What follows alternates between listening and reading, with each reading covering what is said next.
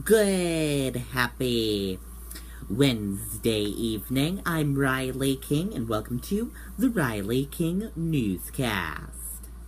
Let's get started. First up, we're following some breaking news. Shooting of Keene man determined justified by AG.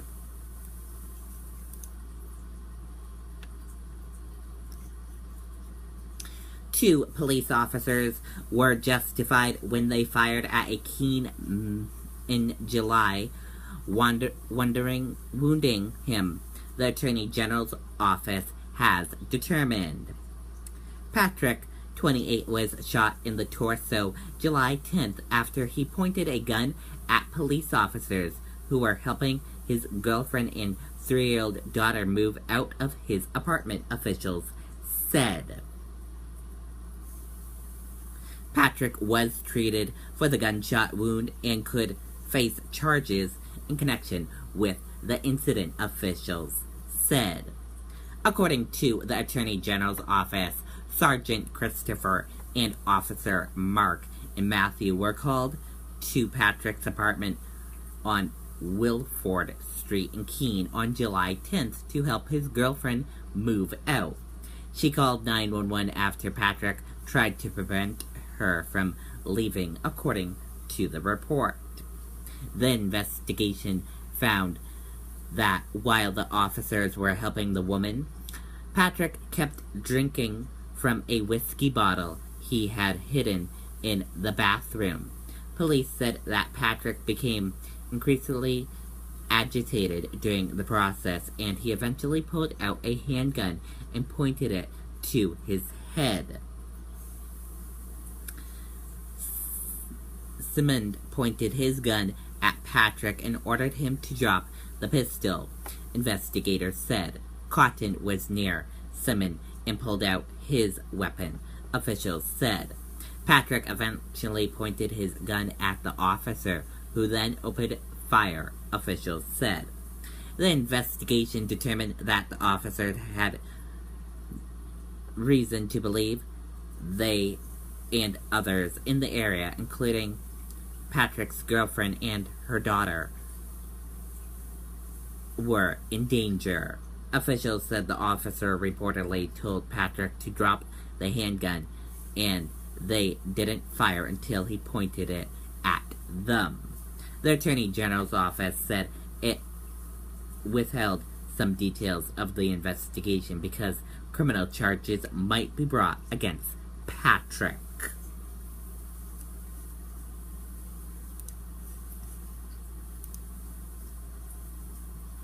Babysitter arrested after allegedly closing child in refrigerator, posting video.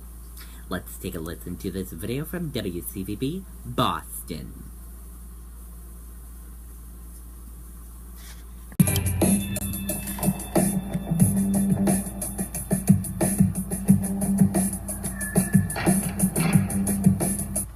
A pair of teenagers are facing charges accused of filming themselves putting a baby in a refrigerator and then posting this pretty upsetting video on Snapchat. News Center 5's Nicole Estefan is in Danvers to show us what happened. Nicole?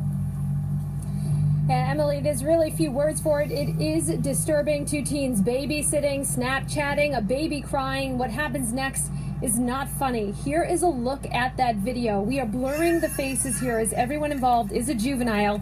This happened in Danvers. An infant can be heard crying. The teens, for an unknown reason, place that child in the refrigerator and close the door. When they open it, the child is clearly stressed, screaming. The two girls laughing, later posting that the child is fine. But what they allegedly did, according to police, is not. We are currently working with DCF and the Essex County DA's office in this investigation. The child is doing well and home with a family. Both teens were arraigned yesterday on child endangerment and assault and battery with a dangerous weapon charges. The dangerous weapon, of course, being that refrigerator. The investigation is ongoing tonight. We are live in Danvers. Nicole Estefan, WCVB News Center 5. Okay, and there you go on that report.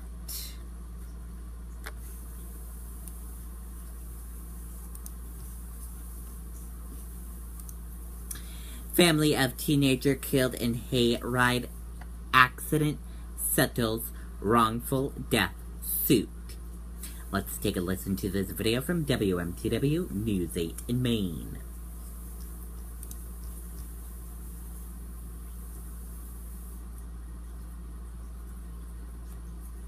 Job for you. What's the date? The biggest race of the year. I know how they move the money. This could make you famous. The family of Cassidy Charette receiving legal closure after reaching a settlement in their wrongful death suit. But the loss of their beloved daughter and sister still lives in their hearts. You know, Cassidy still isn't here. And I think a lot of people think that just because this legal piece is over, that that closes this whole conflict. This is not the kind of thing that can happen to a parent or to a brother or to a family or even to a community and be something that is ever forgotten or is truly repaired. The family's attorney saying the primary goal of the suit was to hold the owners of the Harvest Hill Farm accountable. It was filed in July 2016 before defendants pleaded guilty to criminal charges in November. This was not an accident. This was a situation that was really a tragedy that was waiting to happen. The farm and the way they ran this attraction was truly abysmal. The amount of the settlement has not been disclosed, but the family says the money will be used to further their Shine On Cass Foundation that honors her vision of service. I think she'd be incredibly proud, and it certainly keeps me busy doing the things that she probably would have loved to do. The family now advocating for new state law that would require the owners of any equipment used for amusement be held accountable for its safety. All of us have a right to expect that that's going to be the case when we go to a place of public accommodation. Hoping from their tragedy they can prevent something like this from ever happening again and honor Cassidy's legacy. Erin Dixon, WMTW News 8. Okay, and there you go on that report.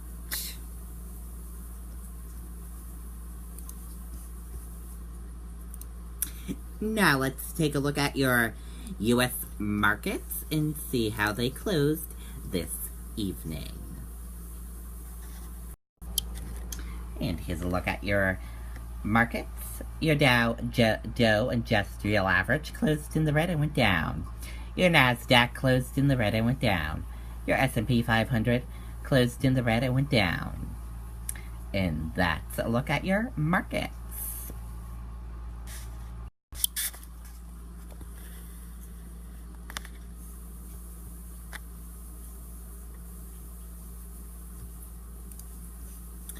Dow closes 36 points lower on U.S. North Korea tensions, Disney's fall. U.S. equalities closed lower Wednesday as U.S. North Korea relations heated up. The Dow Jones Industrial Average fell to close at 22,048.70, with Walt Disney contributing the most losses. The 30 stock index snapped a strike of 9 straight record closings in the previous session.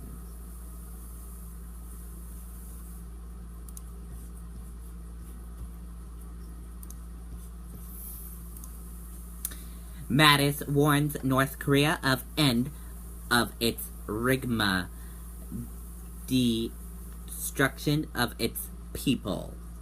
Let's take a listen to this video from ABC News.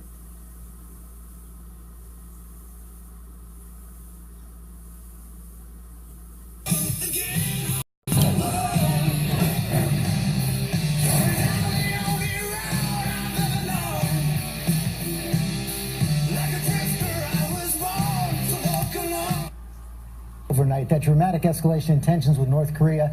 Overnight, the regime defied President Trump with a new threat against the U.S. territory of Guam. That came just hours after the president warned that any new threats from North Korea would be met by fire and fury. You know, that blistering rhetoric is a real break from past presidents, and it is being met with concern from Republican and Democratic lawmakers, as a new poll shows that 6 out of 10 Americans are uneasy about President Trump's ability to handle North Korea. Our Chief Global Affairs anchor, Martha Raddatz, starts us off from Washington. Good morning, Martha. Good morning, George. The Trump administration has always said a military option with North Korea remains on the table, but as a last resort. But these words from President Trump did not make it sound that way. This morning, the world reeling after the president's dramatic escalation in rhetoric. North Korea best not make any more threats to the United States. They will be met with fire and fury. And one U.S. territory just over 2,000 miles away from North Korea in the crosshairs. Overnight, the small Pacific island of Guam, home to crucial American military bases and more than 7,000 U.S. forces on alert after North Korea said in a statement its leaders are seriously considering a plan to target the territory with missiles. An attack or threat on Guam is a threat or attack on the United States. This after that stunning warning from President Trump to North Korean leader Kim Jong-un yesterday. He has been very threatening beyond a normal statement. And as I said, they will be met with fire, fury, and frankly power, the likes of which this world has never seen before. An overt military threat, all the more alarming given the latest extraordinary intelligence assessments of North Korea's nuclear capabilities. U.S. analysts now believe the country can produce miniature nuclear warheads, those warheads able to fit inside those ICBM missiles that Kim launched twice last month, the last traveling farther than ever before.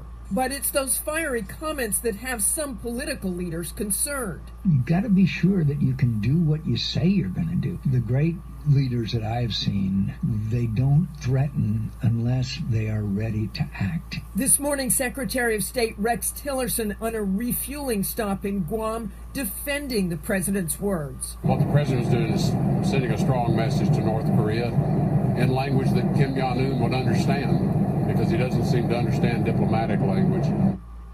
And of course, this war of words is all the more worrisome given that intelligence report on the North's capabilities. George? Yeah, Martha, you mentioned the miniaturization of the nuclear warheads talked about in that report. That's not the only alarming news in there.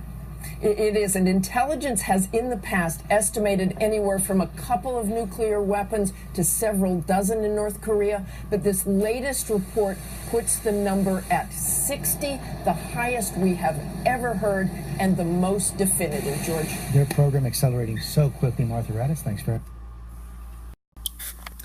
Okay, and there you go on that report.